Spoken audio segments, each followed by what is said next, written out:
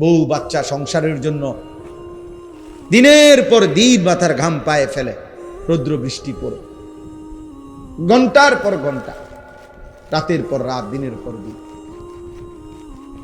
8 ঘন্টা ডিউটি করেও আরো 4 ঘন্টা ওভার টাইম করে, কয়টা টাকা বেশি পাবে? বউ বাচ্চা সংসারে অনেক খরচ, অনেক খরচ। সামনে বাচ্চার পরীক্ষা, সামনে কোরবানি, কয়টা টাকা বেশি না হইলে সংসার চলবে না। এই যে মানসিকতা, ফলে পুরুষ বেচারা আর ঘুমাইতে পারে না, অপশন নিতে পারে না।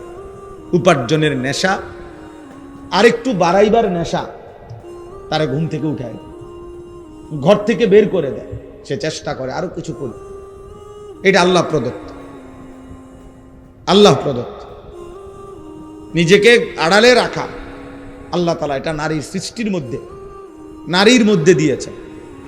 নিজেকে বাইরের পৃথিবীতে ছড়িয়ে দেওয়া এটা আল্লাহ পুরুষের স্বভাবের মধ্যে দিয়েছে, পুরুষের স্বভাব।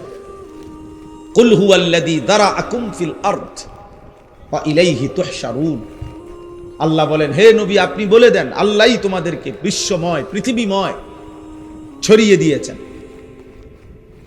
ওয়া ইলাইহি তুহশারুন, আবার তিনি যেভাবে সারা পৃথিবী ছড়িয়ে দিয়েছেন, তিনি আবার তার কাছেই আবার তোমাদের সবাইকে একত্র করা হবে হাসরের মাঠে।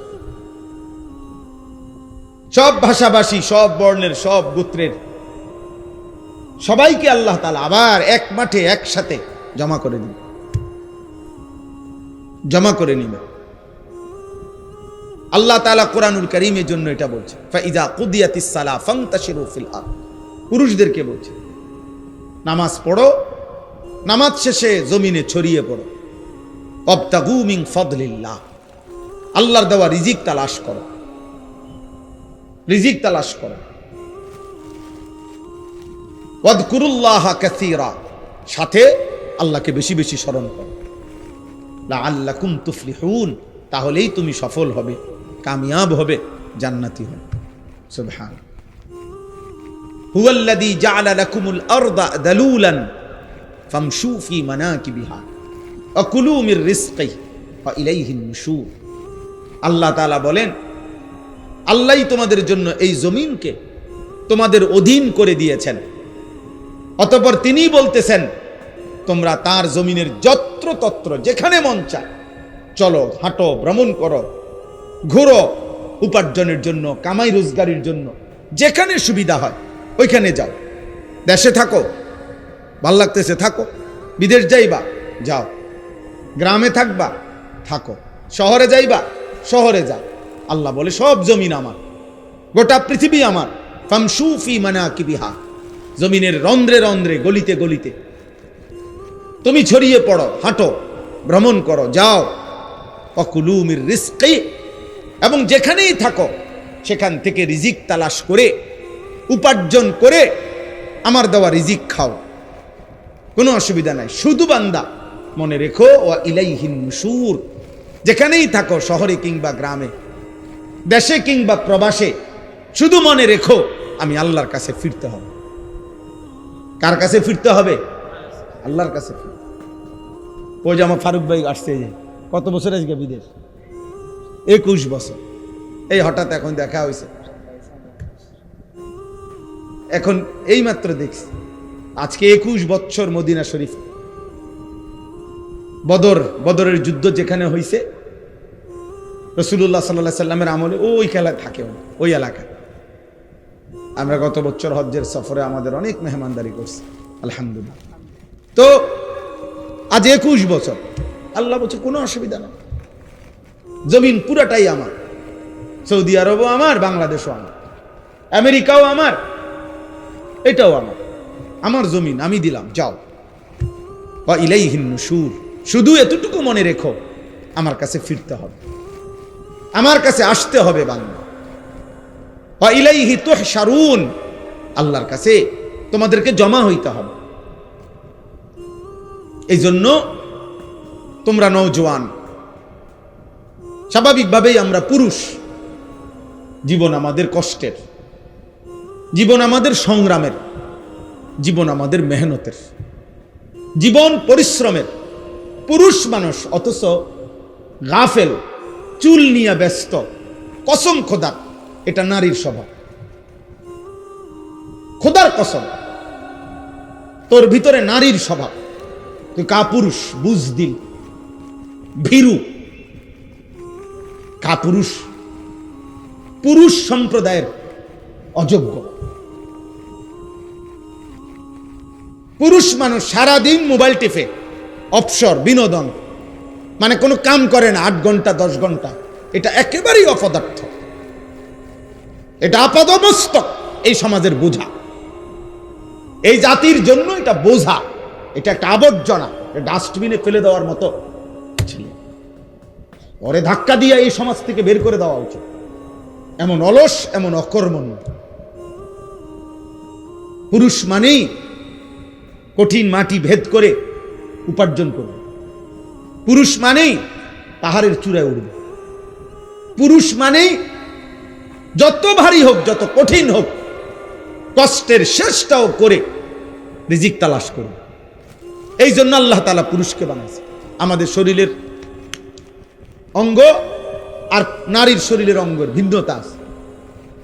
বিজ্ঞানীদের গবেষণাও এটা। একেবারে সকল কিছু, শরীরের তাপমাত্রা, শরীরের ধারণ ক্ষমতা, শরীরের ভিতরের সমস্ত অঙ্গ প্রত্যঙ্গের মধ্যে একেবারে নারী পুরুষের সকল অঙ্গে ভিন্নতা আছে। এ দেখতে হাত পাও মনে হইল, সব কিছুর মধ্যে ভিন্নতা আছে। ভিন্নতা আল্লাহ তাআলা ভিন্নভাবে বানাইছে। নারীর দেহে এক ধরনের ধারণ ক্ষমতা, পুরুষের দেহে আরেক ধরনের ধারণ। এই জন্য দোস্ত, কথার প্রসঙ্গে আমি এটা প্রথম বলে নিলাম, আল্লাহ তাআলা কোরআনুল কারীমের মধ্যে সূরা মুলক, এই সূরার থেকে আমি তেলাওয়াত করেছি, তো ওই সূরারই আয়াত পড়ছি। এটা প্রথম, হুয়াল্লাযী জাআলা লাকুমুল আরদা দালুলান ফামশু ফি মানাকিবিহা ওয়া কুলু মির রিজকিহি ওয়া ইলাইহিন নুশুর। আল্লাহ তাআলা বলেন, মনে রেখো, আমি আল্লাহ এই জমিন পুরাটা আমি দিলাম যালুলান, তোমাদের অধীনস্থ করে, তোমাদের ব্যবহারের উপযোগী করে আমি দিছি। মাটির দিকে তাকায় দেখো, যেভাবে মাটিটা রাখলে তুমি হাঁটতে পারবা আরামদায়কভাবে, দৌড়তে পারবা, আমি ওভাবে বানাইছি। যেভাবে মাটিটা বানাইলে তোমার ক্ষেত, ফসল, ফুল, ফল উৎপন্ন হবে, ওভাবে বানাইছি। যেভাবে মাটিটা বানাইলে তোমার ঘর, দালান, বিল্ডিং তুমি খুঁটি গাঁথতে পারবা, এভাবে বানাইছি। পানির মতো বানাই নাই, তাহলে মাটি হবে কেমনে? আবার ফোমের মতো এমন নরম বানাই নাই, তাহলে স্থির হইয়া দাঁড়াইবা কেমনে, দৌড়বা কেমনে, হাঁটবা কেমনে? পাথরের মতো শক্ত বানাই নাই, তাহলে ফসল উৎপন্ন করবা কেমনে? তোমার ঘর দুয়ারের খুঁটি গাড়বা কেমনে? সুবহানাল্লাহ, তাফসীরে আছে এই কথা। আল্লাহ তাআলা বলেন, আমি যালুল, অধীন করে বানিয়েছি। যেমনে বানাইলে তোমার এই 3টা বিষয়, এক, এই জমিনে তোমাকে হাঁটতে হয়, দৌড়তে হয়, আমি ওই উপযোগী করে বানাইছি। 2, এই জমিন থেকে প্রতিনিয়ত তোমার খাবার, খাদ্য, ফসল, ফুল, ফল উৎপন্ন হয়, ওই উপযোগী করে বানাইছি। 3, এই জমিন থেকে তোমার হাজারো ঘর, দুয়ার, ভবন, এর খুঁটি গাঁথতে হয়, তোমাকে পিলার করতে হয়, আমি ওই উপযোগী করে বানাইছি। আলাম নাজআলিল আরদা মিহাদা। আল্লাহ তাআলা বলে, বান্দা দেখো না, আমি তোমাদের জন্য জমিনটা বিছানার মতো বানাই দিয়েছি। ওয়াস সামাআ বানাইনাহা বিআইদিন ওয়া ইন্না লামুসিউন ওয়াল আরদা ফারাশনাহা ফানি'মাল মাহিদুন। আল্লাহ বলেন, আল্লাহই জমিন তোমাদের জন্য বিছায় দিছে। তো এরপরে আল্লাহ নিজেই বলছে, দেখো আল্লাহ যে বিছাইলো কেমন সুন্দর হলো। ফানি'মাল মাহিদুন, আল্লাহর বিছানাটা কেমন সুন্দর দেখো।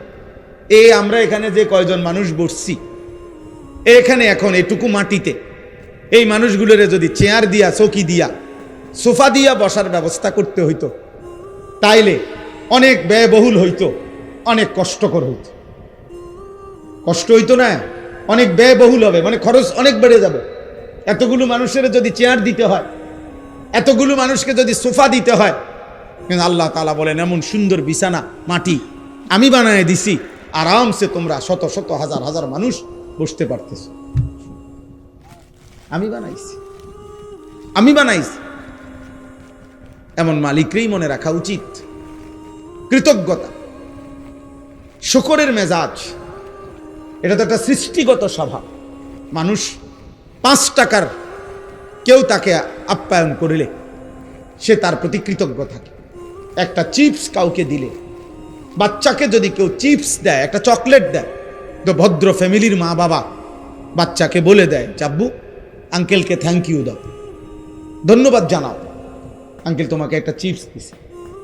তাহলে একটা 10 টাকার চিপসের যদি কৃতজ্ঞতা হয়, তো এই গোটা কায়নাত যিনি দিয়েছেন তার প্রতি কৃতজ্ঞতা হয় না?